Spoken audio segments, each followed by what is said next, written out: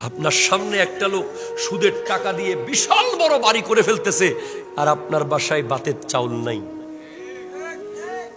ওই জায়গায় আপনি স্যাক্রিফাইস করছেন না। আমি উপোস থাকবো, এই পচা গুয়ে হাত দিব না। সুদের টাকা খাওয়া আর টাঙ্গি থেকে তুলে ভাত খাওয়া, আল্লাহ বোঝার তৌফিক দান করুন। পায়খানার কমেডের ভিতর থেকে ভাত তুলে খাওয়া আর সুদের নতুন নতুন টাকা খাওয়া একই কথা। কারণ যেই জিনিস মায়ের সাথে জেনা করার মতো, সেই জিনিস কিভাবে আপনি সন্তানের পেটে দেন, বিবির পেটে দেন? এটা কত ভয়ঙ্কর জানেন? এটার ভয়ঙ্করের লেভেল হচ্ছে যে যত টাকা খাইছেন অতটা সাপ অতটা বিচ্ছু। বোধ পোলাবেন এখন বিয়ে করার চিন্তায় ফেলা দিয়েছে মাথা থেকে। যে পরিস্থিতি শুরু হয়ে গেছে, বিয়ের নামে যে প্রহসন বর্তমানে, যে কাবিনের যে অবস্থা, যুবকরা এখন আর বিয়ে করবে না, রোজা রাখবে। ঠিক কিনা জোরে কথা বলেন? কন্টিনিউ রোজা, আলা তুল সিয়াম, আর কোনো উপায় নাই তো। ঠিক কিনা? এরপরে 40-এ পরে বাকি 20 চলে গেছে যে জাগা কিনা, নাতির বিয়ে, ফতির বিয়ে, মেম্বারি, চেয়ারম্যানি। 60 বছর পরে যখন ধপ করে পড়ে শুয়ে গেছে মসজিদের খাটে, দেখে যে জান্নাতের চাবিটা দুনিয়াতে রেখে চলে যাচ্ছে কবরে। এটাই। সেজন্য আপনি প্রতিদিন গনে গনে নেন। 19শে নভেম্বর আপনার জীবন থেকে চলে গেছে অলরেডি, আরো আধা ঘন্টা আগে শেষ। আপনি কিয়ামতের আগে কোনোদিন আর 19শে নভেম্বর ফেরত আনতে পারবেন না। আজকে 19শে নভেম্বর সফল ব্যক্তি কে? যে ফজরের নামাজ পড়ে শুরু করেছিল, যার জোহর, আসর, মাগরিব, এশা প্রত্যেকটা ওয়াক্তের নামাজ বরাবর হয়েছে, সে সফল, সে সফল, সে সফল। যে 19শে নভেম্বর দিনটা হালাল মুখে দিয়ে কাটিয়েছে, যে 19শে নভেম্বর দিনটায় আল্লাহর আনুগত্যের উপরে কাটিয়েছে, নবীর সুন্নাহর উপরে কাটিয়েছে, যে 60 লাখ 1 কোটি টাকার ব্যবসা করছে, সে সফল নয়। গতকাল একটা বড় ব্যবসায়ী আমাকে দাওয়াত দিয়েছেন বাসায়, চট্টগ্রামের। আমি ওনার বাসায় গেলাম, ওনার অফিসে গেলাম, দুপুরে লাঞ্চ করলাম। এরপরে আমি জিজ্ঞেস করলাম যে আপনি আমাকে স্পেশালি খুব জোর জবরদস্তি কেন দাওয়াত দিলেন, কি কাজে? হুজুর, আমার মন চাচ্ছে যে কিয়ামত নিয়ে কিছু শুনবো।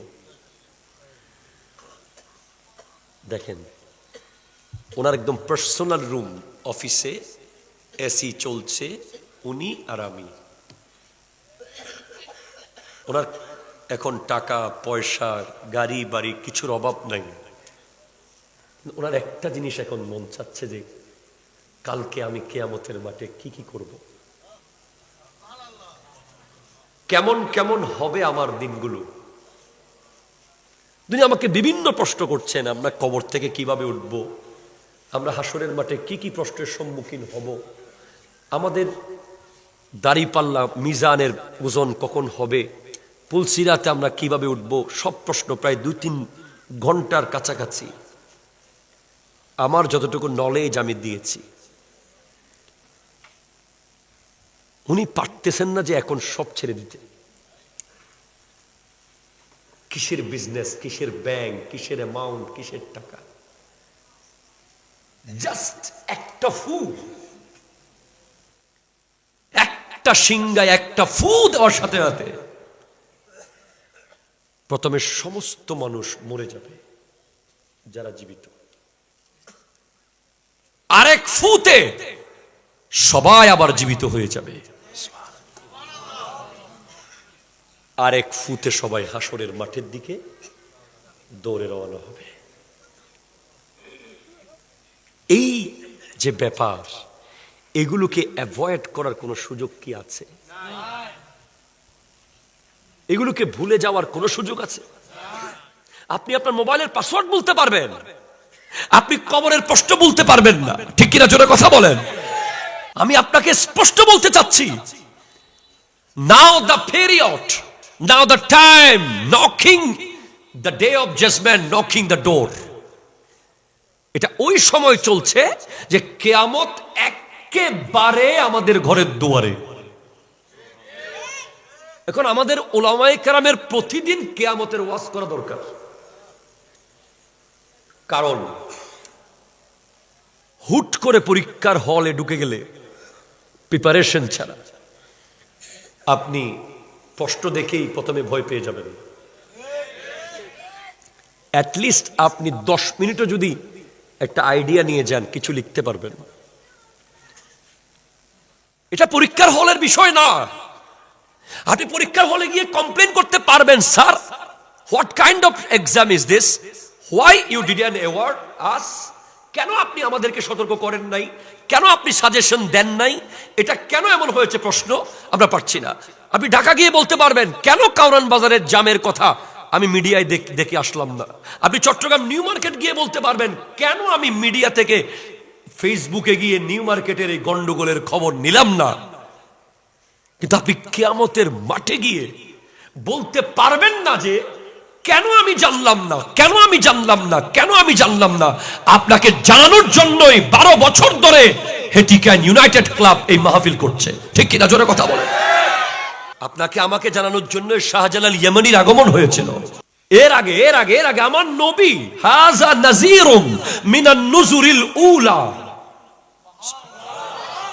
ইনি হলেন ওই সতর্ককারী যার আগে অনেকেই সতর্ক করেছেন, তবে ইনি সর্বশেষ। ইনার পরে আর কোন নবী আসবে না, কিয়ামত আসবে। The day of judgment with Prophet sallallahu alaihi wasallam came. নবীজি এবং কিয়ামত একসাথে এসেছে, শুধু প্রকাশ হওয়ার দেরি। এর পরেও কি আপনার প্রিপারেশন, কি আপনার প্রস্তুতি, কি নিয়ে আপনি দাঁড়াবেন? আমার একেবারে কমন একটা ওয়াজ, আমি সব জায়গায় বলার চেষ্টা করি এই কথাটা। জাস্ট 100 বছর পরে কেউ নাই এখানে। কেউ আছে? ওই সাউন্ড যিনি চালাচ্ছেন মাইকেল জ্যাকসনের মতো চুল রেখেছে মাথায়, লিওনেল মেসিকে ফলো করছে। কথা বলো ঠিক কিনা, জোরে বলো। তোমরা যারা ঠিক বলছো তোমাদের ভিতরেও আছে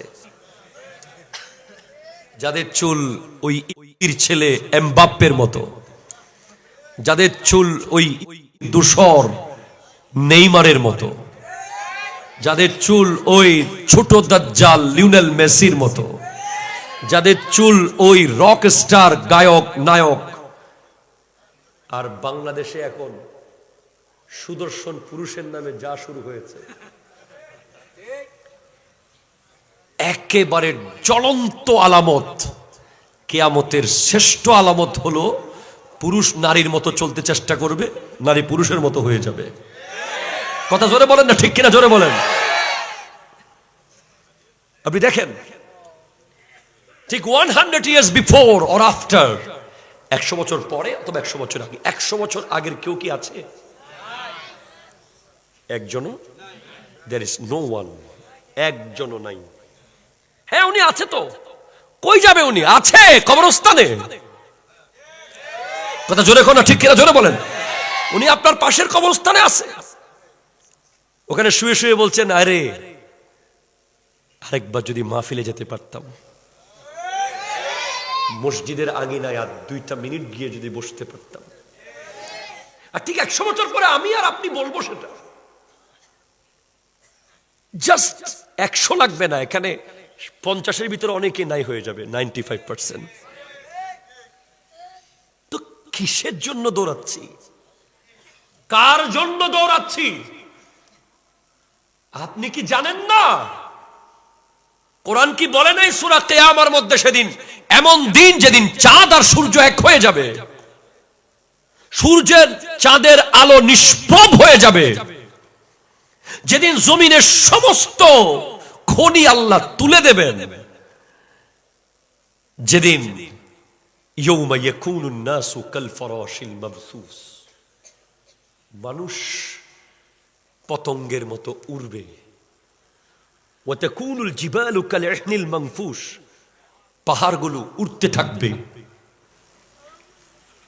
এই দিন আসবে। গতকাল একটা বড় ব্যবসায়ী আমাকে দাওয়াত দিয়েছেন বাসায়, চট্টগ্রামের। আমি ওনার বাসায় গেলাম, ওনার অফিসে গেলাম, দুপুরে লাঞ্চ করলাম। এরপরে আমি জিজ্ঞেস করলাম যে আপনি আমাকে স্পেশালি খুব জবরদস্তি কেন দাওয়াত দিলেন, কি কাজে? হুজুর, আমার মন চাচ্ছে যে কিয়ামত নিয়ে কিছু শুনবো। দেখেন, ওনার একদম পার্সোনাল রুম, অফিসে এসি চলছে, উনি আর আমি। ওনার এখন টাকা পয়সা, গাড়ি বাড়ি কিছুর অভাব নাই। ওনার একটা জিনিস এখন মন চাচ্ছে যে কালকে আমি কিয়ামতের মাঠে কি কি করব, কেমন কেমন হবে আমার দিনগুলো। তিনি আমাকে বিভিন্ন প্রশ্ন করছেন, আমরা কবর থেকে কিভাবে উঠব, আমরা হাসরের মাঠে কি কি প্রশ্নের সম্মুখীন হব, আমাদের দাড়িপাল্লা মিজানের ওজন কখন হবে, পুলসিরাতে আমরা কিভাবে উঠব, সব প্রশ্ন প্রায় 2-3 ঘন্টার কাছাকাছি। আমার যতটুকু নলেজ আমি দিয়েছি। উনি পারতেছেন না যে এখন সব ছেড়ে দিতে। কিসের বিজনেস, কিসের ব্যাংক, কিসের অ্যামাউন্ট, কিসের টাকা, জাস্ট একটা ফু, একটা সিংগায় একটা ফু দেওয়ার সাথে সাথে প্রথমে সমস্ত মানুষ মরে যাবে যারা জীবিত, আরেক ফুতে সবাই আবার জীবিত হয়ে যাবে, আরেক ফুতে সবাই হাসরের মাঠের দিকে দৌড়ে রওনা হবে। এই যে ব্যাপার, এগুলোকে অ্যাভয়েড করার কোনো সুযোগ কি আছে? এগুলোকে ভুলে যাওয়ার কোনো সুযোগ আছে? আপনি আপনার মোবাইলের পাসওয়ার্ড বলতে পারবেন, আপনি কবরের প্রশ্ন বলতে পারবেন না, ঠিক কিনা জোরে কথা বলেন। আপনি আপনার ফেসবুক অ্যাকাউন্ট ভুলে যান, আপনি আপনার ঘরের দলিল কোথায় রেখেছেন সেটা ভুলে যেতে পারেন, হাসরের মাঠের প্রশ্ন আপনি ভুলতে পারেন না। এখন করণীয় কি? কি করবে যুব সমাজ? আমি আরো অনেক কথা বলতে চাইলেও শর্ট করে নিয়ে আসছি যে এখন যুব সমাজ কি করবে। তারা কবরের সামনে আমরা যাব, কবরে আমরা যাবো কিনা, এটা বলে যাবো কিনা, যাবো কিনা, যাবো কিনা, হাসরের মাঠে আমরা উঠবো কিনা, আল্লাহর সামনে যেতে হবে কিনা, পুলসিরাতে উঠতে হবে কিনা, দাড়ি মিজানের পাল্লায় সওয়াব ওজন করা হবে কিনা, জান্নাত জাহান্নাম আছে না নাই, এই জিনিসগুলো যদি আপনি মানেন তাহলে এই মুহূর্ত থেকে আমার বক্তব্য আপনি মানবেন, মানবেন, আমল করবেন, হাত তোলেন। না করলে এত কষ্ট করার দরকার নাই আমার। এই একটা মাহফিল, এটার বিশাল একটা উদ্দেশ্য আছে। এই মাহফিলের পরে যখন 2টা যুবক মসজিদে চলে আসে তখন মাহফিল কমিটি সফল হয়ে যায়। কত হাজার প্যাকেট বিরিয়ানি করলাম, কত হাজার লোক হইল, ইটস নট ইম্পর্টেন্ট, প্লিজ, এটা ইম্পর্টেন্ট নয়। কতজন পরের দিন পরিবর্তন হলো। আমরা মনে করি যে মাহফিল যেদু মানুষ ওড়ো এক প্যাকেট বিরিয়ানিও নাম আছে, পরে কেক আনি দিয়ে ফিরছি। এটা কি সফলতা? বাংলাদেশে এমন এমন ব্যক্তি আছে, এমন এমন বক্তা আছে, আপনি দাওয়াত দিলে এখন ওই মেইন রোড থেকে এতটুকু পর্যন্ত গাড়ি ঢুকবে না আর মানুষের জ্বালায়। বলেন একজনও কি হেদায়ত হওয়ার সুযোগ আছে? হইচই হইচই হইচই। আর আমি মনে করি যে 2 জন থাকুক মাহফিলে, ওই 2 জন কথাগুলোকে সিনার মধ্যে গাথুক, গেথে নিয়ে যাক, পরের দিন কথাগুলো ব্রেইনে সেট থাকুক, তারপরের দিন তার জীবনটা ওই ওয়াজ অনুযায়ী হোক। এটা সফলতা। মানুষ বেশি হওয়া সফলতা নয়, নয়, নয়, নয়, নয়। প্লিজ, all of the মাহফিল কমিটি should know that মানুষ বেশি হওয়া মাহফিলের সফলতা নয়। ঠিক কিনা জোরে কথা বলেন। এটা মিডিয়ার ভাইয়েরা প্রচার করবেন আমার এই কথাটা। আমি আবারও বলছি, মাহফিলে মানুষ বেশি হওয়া মাহফিলের সফলতা নয়। বিরিয়ানির প্যাকেট সব শেষ হয়ে যাওয়া মাহফিলের সফলতা নয়। যে কজন মানুষ এসেছে তাদের জীবন যদি আগামী কাল থেকে কোরআন সুন্নাহ অনুযায়ী পাল্টে যায়, সেটাই হলো মাহফিলের সফলতা। দুজন হোক।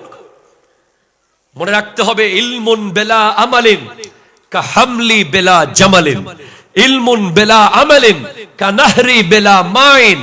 আমলবিহীন এলম পানিবিহীন ঝর্ণার মতো, আমলবিহীন এলম বোঝাবিহীন উটের মতো। যেই এলম, যে ওয়াজ শুনে আপনি আমল করেন নাই, ওই ওয়াজের কোনো সাকসেস নাই।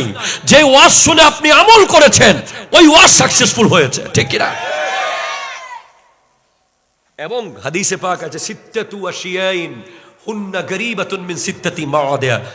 6 জায়গায় 6টা জিনিস গরীব হয়ে যাবে কিয়ামতের আগে। তার মধ্যে একটা হলো আল আলিমু গরীবুন। আলেমরা গরীব হবে। কি টাকার দিক থেকে? না। কাপড় সুপর খানা দানার দিক থেকে হবে না। আলেমরা গরীব হয়ে যাবে যে আলেমদের ওয়াজ মানুষ আমল যখন করবে না। এটা আলেমদের জন্য গরীবী, যখন মানুষ ওয়াজ আমল করে না। মসজিদ গরীব হবে যখন মানুষ নামাজ পড়বে না। কোরআন গরীব হবে যখন কোরআন তিলাওয়াত করবে না। নেককার স্বামী গরীব হয়ে যাবে যখন স্ত্রী তার কথা শুনবে না। নেককার স্ত্রী গরীব হয়ে যাবে যখন স্বামী তাকে অত্যাচার করবে। আর আলেম গরীব হয়ে যাবে যখন আলেমের বক্তব্য মানুষ আমল করবে না। এটাই আলেমদের জন্য সবচেয়ে বড় গরীবী, গরাবত। আপনি খেয়াল করেন, আজকে থেকে 10 বছর আগে যখন শেরে মিল্লাত মুফতি ওবায়দুল হক নঈমী রহমতুল্লাহ ওয়াজ করেছেন, তখন আমলের পরিমাণ বেশি ছিল। এটা আমি নিজেকে নিজে অবশ্যই বলবো। আমি আমার ক্রেডিটের কথা কেন বলবো? সত্য কথা আমাকে বলতে হবে। তখন মাহফিলের টুপির পরিমাণ বেশি ছিল। এর আগে শেরে বাংলা রহমতুল্লাহ যখন ওয়াজ করেছেন, তখন মাহফিলে যারা ইয়াং, বিশেষ করে যারা জেনারেল শিক্ষিত এসেছে, ওরা অনেকে আলেমের মতো শিক্ষা নিয়ে গেছে। ওরা বহুবার বড় বড় আলেমের সামনে নিজেরা এমন এমন দলিল দিয়ে ফেলে, আলেমরা কনফিউশনে পড়ে যায় যারা শেরে বাংলার ওয়াজ শুনেছে। ঠিক কিনা কথা জোরে বলে? যত কিয়ামতের আগে যাচ্ছি তত ওয়াজ অনেক বাড়ছে, অডিয়েন্স অনেক বাড়ছে, তবে হেদায়েত বাড়তেছে না। সেজন্য আমি এই বক্তব্যের আগে আপনাকে বলবো যে আপনি কি হেদায়েত হবেন? কালকে কি আমল করবেন? করবেন ইনশাআল্লাহ। তাহলে আমরা যদি কিয়ামতের মাঠে আল্লাহর সামনে দাঁড়াতে চাই, কমফোর্ট জোনে, নিশ্চিন্তে, হাসি মুখে, কবরে আমার নবীর সামনে আমরা যখন দাঁড়াবো, আমার নবী আমাদের দিকে তাকিয়ে যেন একটা মুস্কি হাসি দেয়। এটা যদি আমরা চাই, আমাদের জীবনে একটা জিনিস লাগবে, স্যাক্রিফাইস। একটু জোরে বলেন সুবহানাল্লাহ। স্যাক্রিফাইস মানে ত্যাগ, কোরবানি। কি বলেন? কি? আরো জোরে বলেন। কোরবানি কি লাগবে? সবাই জোরে বলতেছে না তো? সবাই বলেন। আমার যুবক ভাইয়েরা পারবেন তো কোরবানি দিতে? আমি আপনাদেরকে গরু কোরবানি দিতে বলবো না। চেহারা মেরি তরফ দিল মদিনে মে, নজর না ঝুকানা, মেরি তরফ দেখনা और दिल में बात लेना। প্রথম শব্দ কোরবান। কোরবান শব্দটি এসেছে কোরবুন থেকে। কোরবুন মানে নিকটবর্তী হওয়া, কাছে আসা। যেই যেই কাজ আপনাকে আল্লাহর নিকটবর্তী করবে, ওই ওই কাজ করার নাম হলো কোরবানি। শুধু গরু জবাই করার নাম কোরবানি নয়। প্লিজ, মহিষ জবে করার নাম কোরবানি নয়, ছাগল জবে করার নাম শুধু কোরবানি নয়। যেই যেই কাজ আপনাকে আল্লাহর কাছাকাছি নিয়ে যাবে, নামাজ কোরবানি। আমি একটা কথাই বলেছি যে যুব সমাজ যদি বাঁচতে চায় কোরবানি করতে হবে। আমি নামাজ পড়তে হবে বলি নাই, আমি শুরুতে বলি শুধু কোরবানি করতে হবে বলছি। নামাজ কোরবানি, আল্লাহর জিকির কোরবানি, আল্লাহর রাস্তায় দান করা কোরবানি। এই প্রত্যেকটা কাজ আপনাকে আল্লাহর কাছে নিয়ে যাবে। কোরআন তিলাওয়াত করা কোরবানি। সুবহানাল্লাহ জোরে বলে। যেই যেই কাজ আপনাকে আল্লাহর কাছে নিয়ে যাবে, গরতুখাহি হামনশিনি বাখুদা গুনশিনি দর হুজুরে আউলিয়া।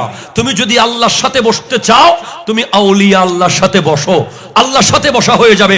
ওলি আল্লাহর দরবারে যাওয়াও কোরবানি। এবার আসেন, কোরবান শব্দের আরেক অর্থ হলো তলোয়ারের খাপ।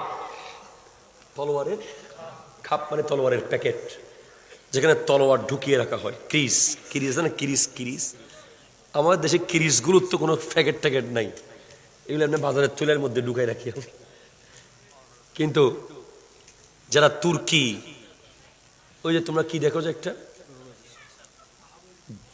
দিরিলিস আর্তুগুল, যুবকরা দেখে ওখানে তলোয়ারের ঝঞ্ঝনানি দেখা হয়, যুদ্ধা ইসলামের ইতিহাসের যুদ্ধগুলো দেখানো হয়।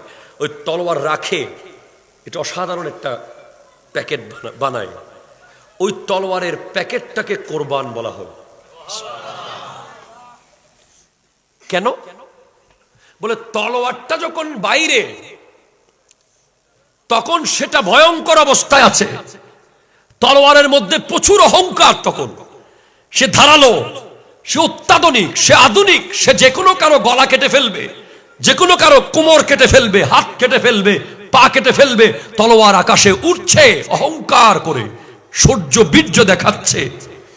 আর তলোয়ার যখন খাপে ঢুকে গেছে, তখন তার ধারালো, তার অহংকার, তার পাওয়ার, তার ক্ষমতা সব সে লুকিয়ে ফেলেছে।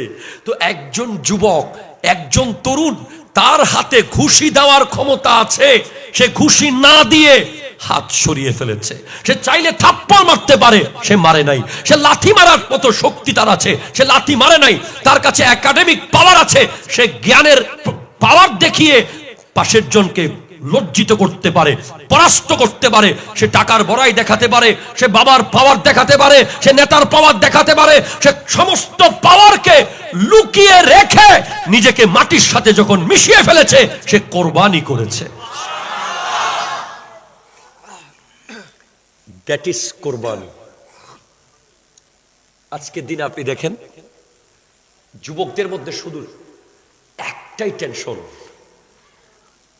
যে আমি ভবিষ্যতে কিভাবে বড় হব। ওই বড়টা চরিত্রের বড় না, ওই বড়টা নামাজের বড় না, ওই বড়টা নবীর প্রেমিক হওয়ার বড়ত্ব না। ওইটা হচ্ছে কেমনে লিডার হব, কেমনে স্টার হব, কেমনে আমার সাথে 20-30টা বাইক থাকবে, কিভাবে আমি কিশোর গ্যাংকের নেতা হব। ঠিক কিনা জোরে কথা বলেন না? কেন সে হতে চায়?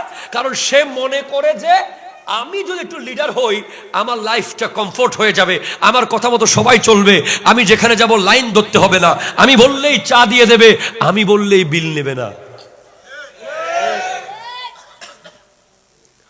অথচ আমার নবী বলছেন, ইন্না লিল্লাহি ইবাদুন ইহতাসসাহুম বিহাওয়াইজিন নাস ইয়াফজাউন নাসু ইলাইহিম বিহাওয়াইজিহিম উলাইকাল আমিনুনা মিন আযাবিল্লাহ। নিশ্চয়ই আল্লাহর বান্দাদের ভিতরে এমন কিছু ব্যক্তি আছে যাদেরকে আল্লাহ সিলেক্ট করেছেন মানুষের হাজত পূরণ করার জন্য। বুঝতে লাগুন না কথা? আপনি যার সাথে ছবি তুললে আপনার হাজত পূরণ হবে মনে করছেন, এটা ভুল। আপনি যার পিছে সারাদিন দৌড়াচ্ছেন, রাতকে দিন করে ফেলতেছেন, দিনকে রাত করে ফেলতেছেন, আপনি মনে করতেছেন যে উনি তো এসে যাবে, তারপর আমি চলবো। না,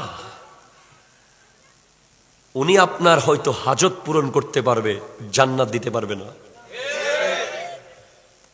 পৃথিবীতে এমন এমন ব্যক্তি আছে যাদের কাছে মানুষ গেলে নবীর হাদিস অনুযায়ী তারা মানুষের হাজত পূরণ করে দেয়, জান্নাতীও বানিয়ে দেয়।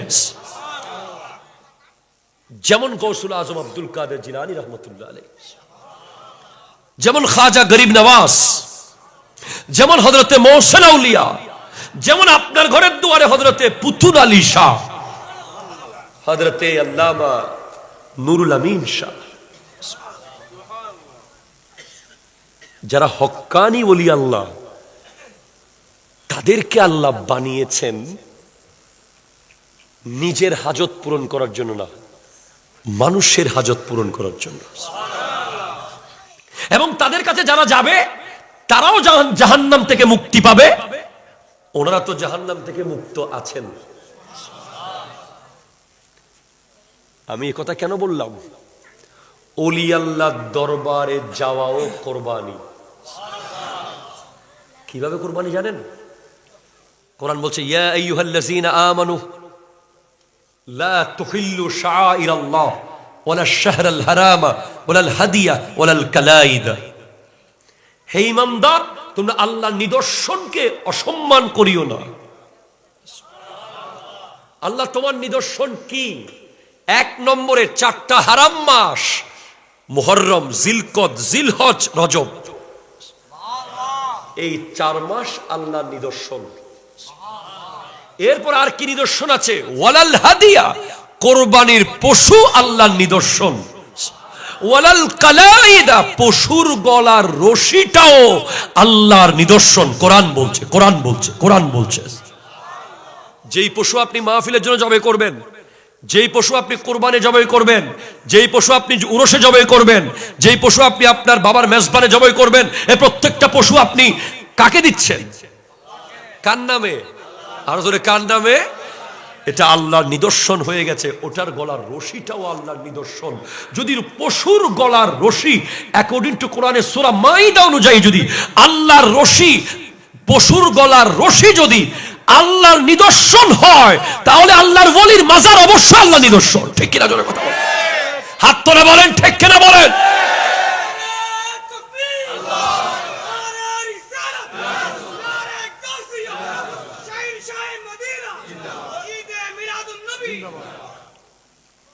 কিন্তু শর্ত হলো, পশু যেমন খাঁটি হালাল, ওলি আল্লাহ হতে হবে খাঁটি। কথা কয় না? ঠিক কিনা? কথা কয় না? আমাদের দেশে বহুত অলির মাজার আছে, তলে কোনো মানুষ নেই। এগুলো নিয়ে এখন আমরা কথা বলতেছি, স্পষ্ট কথা। এগুলো নিয়ে চুপ থাকতে থাকতে আমাদের অবস্থা জিরো টলারেন্সে চলে গেছে। আমাদের দেশে অনেক অলির ওরস হয় যেখানে শরীয়তের একটা বাস বিচার থাকে না। ঠিক কিনা? কথা জোরে বলেন। আমরা এমন দেখি যে ওরস উপলক্ষে গান গাইবে অমুক মেয়ে, ওই জায়গায় যুবকদের কোরবানি দিতে হবে। আল্লাহ করে বলছে, যুবকরা যদি ওই নারীদের গান যেখানে হয়, মেলা যেখানে হয়, রং তামাশা যেখানে হয়, ওই ওরসে যদি যুবকরা না যায়, ওই ওরস বন্ধ হয়ে যাবে। কেন যুবকরা যাবে সেখানে? কি আছে ওই ওলির জীবনে? কি এই ধরনের নারী এনে নাচিয়েছেন? এখানে না। আমি এই ওয়াজ করছি পুরো বিশ্বের জন্য, এবং এই মেসেজ আপনাদের ভিতর অনেক লোক আছে যারা আপনাদেরকে আমাদেরকে ওরকম মনে করে। হ্যাঁ, আছে। ঢালাও ভাবে সবগুলোকে শুন বলে, সাদা সাদা দেখলেই বলে সব শুন, অথবা বলে সব দই। সব সাদা দই না, সব সাদা চুন না। কথা জোরে কোন না? ঠিক কিনা? জোরে বলেন না। এজন্য আপনার মাহফিল থেকে স্ট্রেট ফরওয়ার্ড স্টেটমেন্ট যাবে, আমরা ওই আহলে সুন্নাত ওয়াল জামাত